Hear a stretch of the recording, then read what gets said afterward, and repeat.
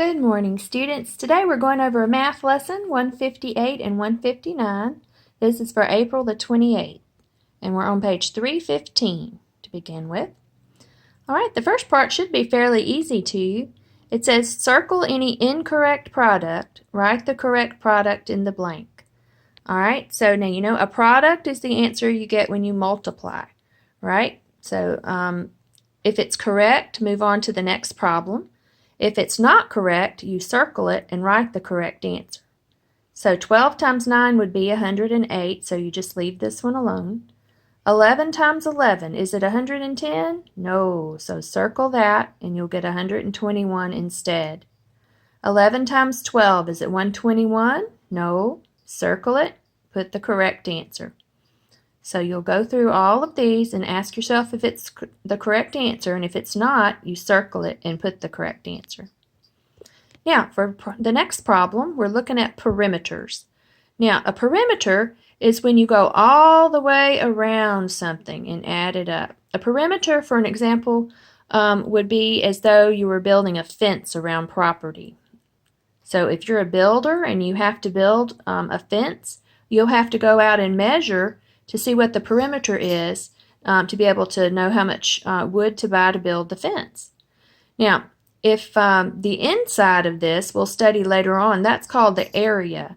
Now, the area would be maybe if you were buying carpet, or maybe if you were measuring to see how much land you have, how many acres of land.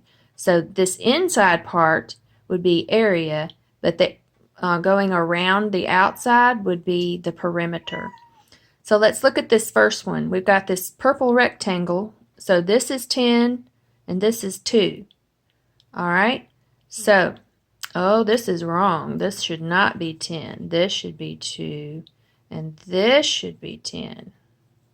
Okay. So we've got 10 plus 2 plus 10 plus 2.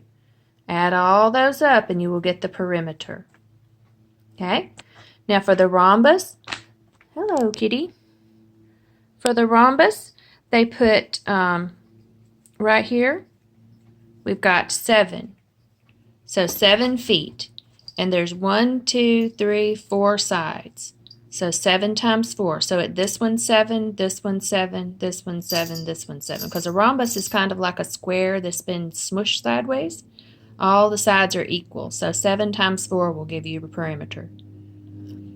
All right, for this one, they've given you different measurements. These are equal, but these are not because it's a trapezoid. Okay, so you'll add 8 plus 4 plus 12 plus 4.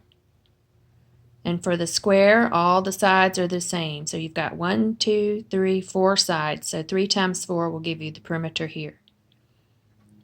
All right, so again, perimeter would be the distance going around, as though you were building a fence around something. All right, down at the bottom, we've got a bunch of stars here. We've got 8 stars in all.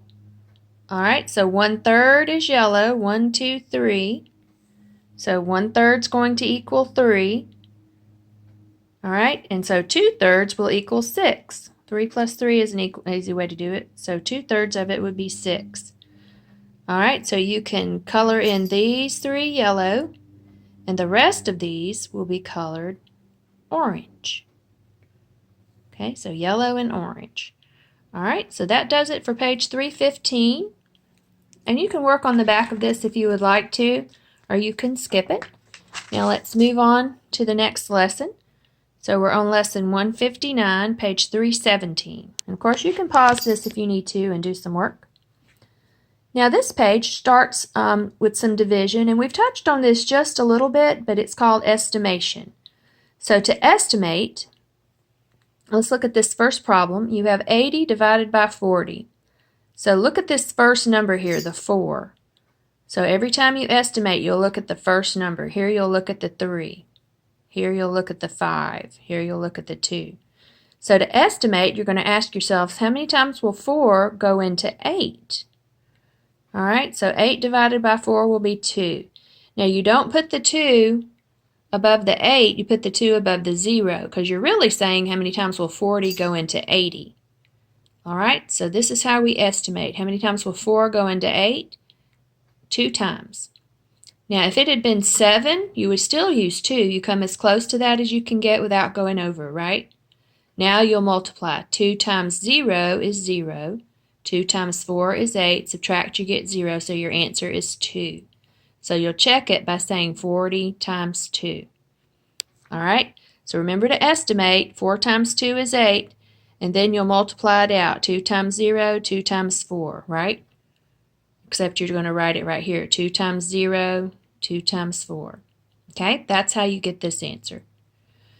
Now, here you'll estimate again. You'll ask yourself, how many times will 3 go into 9?